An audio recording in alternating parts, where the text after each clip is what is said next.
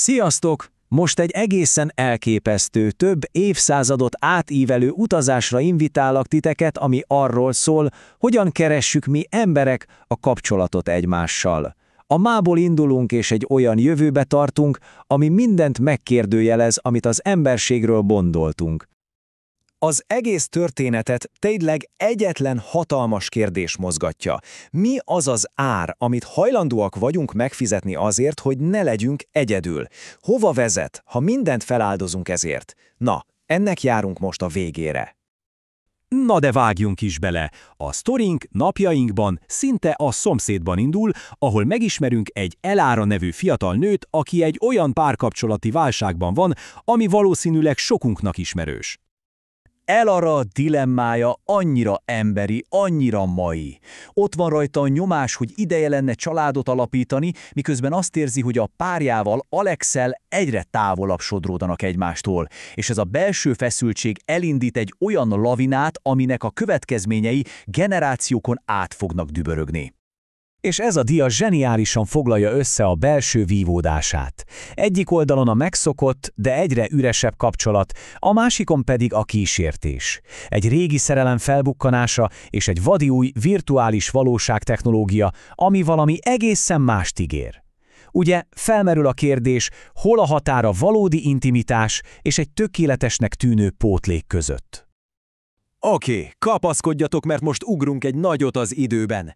25 évet repülünk előre, egy olyan világba, amit pont az a technológia formált át, amivel Elára is kacérkodott. Itt találkozunk a lányával, Elénával, aki a magányra már egy mesterséges, de látszólag tökéletes megoldást használ. Szóval, ebben a korban a társrobotok jelentik az új normát. Lényegében olyan mesterséges intelligencia partnerek, akik mindig elérhetőek, sosem vitatkoznak és tökéletesen kielégítik minden igényedet, kockázat és csalódás nélkül.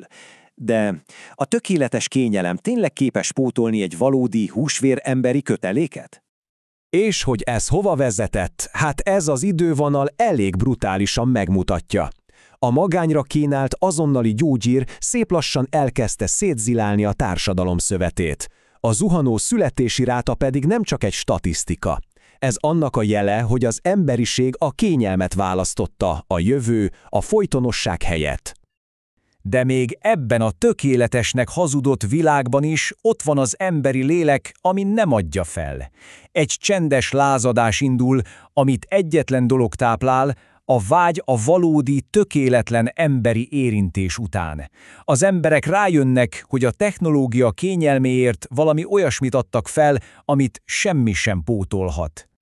És ha azt hittétek, ez már a sci-fi csukcsa, akkor most figyeljetek, mert jön a következő és talán még ennél is radikálisabb ugrás. Az emberiség, hogy a robotkorszak magányát végleg legyőzze, egy drasztikus lépésre szánja el magát, egyesül a géppel. Ez már a poszthumán kor. Gondoljatok bele, itt már nem arról van szó, hogy van egy EMI partnered. Nem, te magad vagy egybeolvadva vele. Elisia számára a magánszféra, az én fogalma gyakorlatilag megszűnt. A gondolatai, az érzései közösek a géppel. És az elvezet minket egy egészen hátborzongató filozófiai kérdéshez. Ha már a legbensőbb gondolatait sem a sajátjaid, akkor mi marad belőled? Megmarad-e egyáltalán bármi abból, amit embernek hívunk? 200 évvel később pedig eljutunk oda, ahol az emberiség végleg ketté szakadt. Ugyanaz a faj, de két egymással totálisan szembenálló, gyökeresen eltérő jövőképpel. Az egyik oldalon ott van a nexus. Ez egyfajta digitális kaptártudat.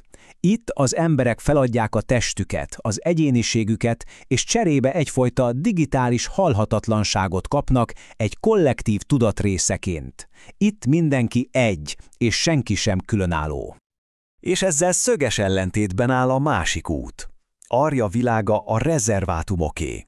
Ezek olyan elzárt területek, ahol az emberiség ragaszkodik a biológiai létezéshez.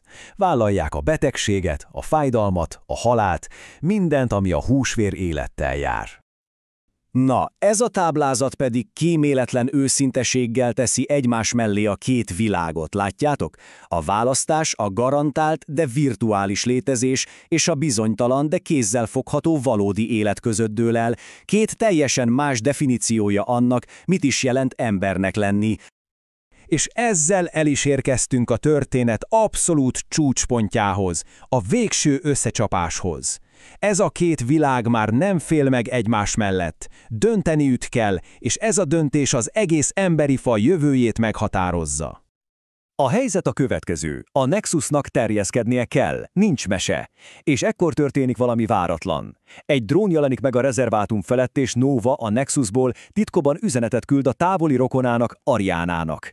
A rezervátumoknak pedig választaniuk kell. Behódolnak és csatlakoznak, vagy harcolnak a szabadságukért. És mindennek a kellős közepén a konfliktus szívében ott van egyetlen dolog. Egyetlen gyermek születése. Ária gyermeke a rezervátumban, aki a természetes biológiai emberiség jövőjének törékeny reménysége. És a végén a kérdés már hozzátok szól, melyik jövőt választanátok? A garantált, de irányított digitális létet, vagy a kockázatos, de szabad és valódi emberséget? Ez a történet arról szól, mit veszítünk el, és mit nyerünk a technológia oltárán. Hogy mi lesz a végső válasz, azt már rátok bízom, hogy felfedezzétek.